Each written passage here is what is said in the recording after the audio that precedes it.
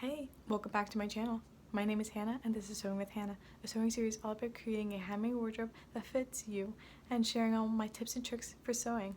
On today's episode of Sewing with Hannah, we're going to be working on the running stitch. The running stitch, it is also known as the straight stitch, and it is a basic stitch that is used to hold two or more pieces of fabric together, and it is the permanent stitch. Unlike a base stitch, which is temporary, the running stitch is used as a permanent stitch for sewing. Now what you're going to need, as always, is your ruler and tailor's chalk, piece of muslin, your thread, and your needle. Now for this type of stitch, I like to use a very long needle, and I'll explain to you more why later, but unlike the other stitches, you can use kind of any sizes, but with the running stitch, I like a long needle. Now what you're going to do is you're going to start, as always, by measuring a straight line.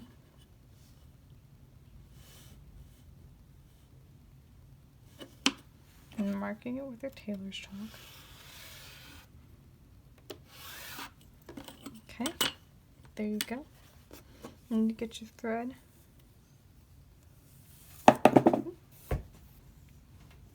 Arms width.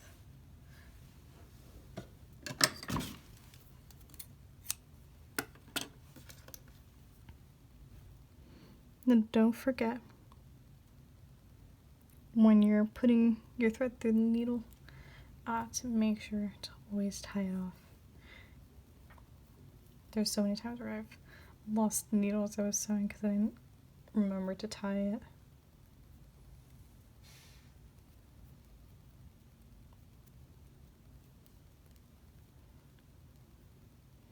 Okay, one needle done.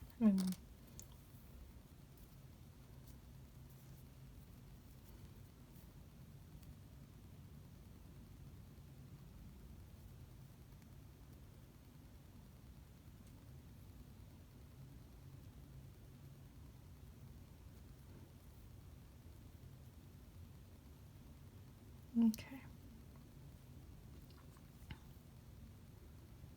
There you go.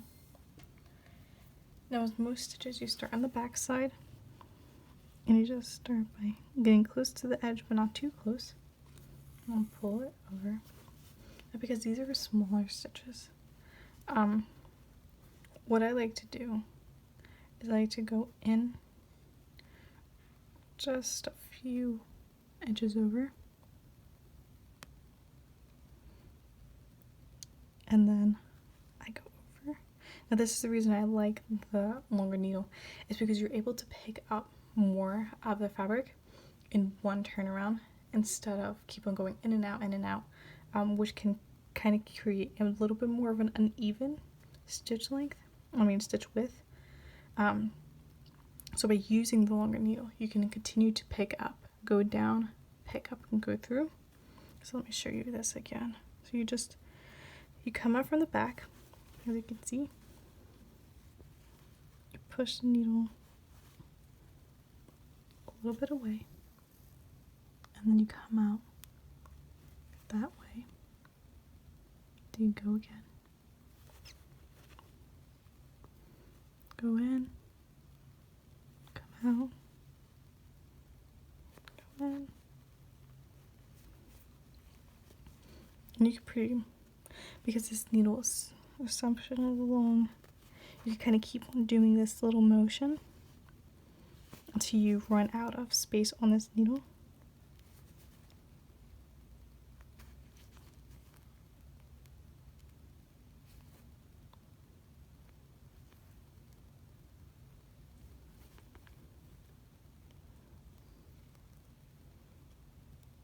The way you kind of tell if you're running out of space is if you're starting to lose grip on the back end. So I'll pull it through now so I can show you what it's supposed to look like.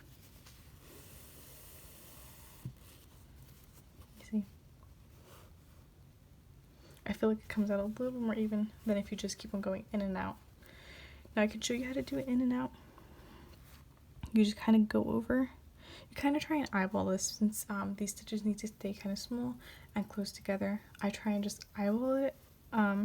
There's not necessarily like a length that I wouldn't go by, but I just kind of think of, you know, small but not too small. So you go in and then you just come back out. Now you could do this like that, or you could do it the other way I suggested, which is you go in and you pierce it through and then just keep on going. I find this to take a lot. It's a lot quicker to do it like this. I find that I'm spending a little bit less time sewing this when I do it like this, and I just find it goes quicker and it works pretty well.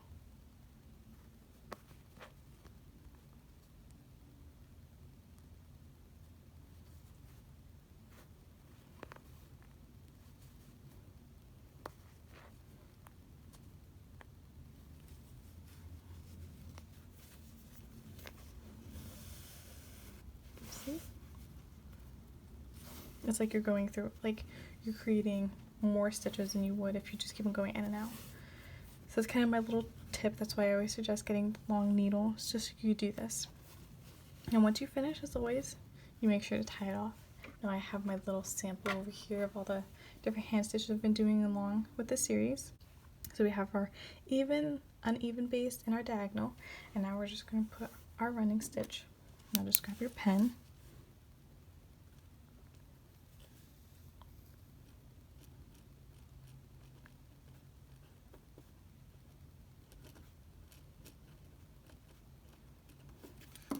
And there you go.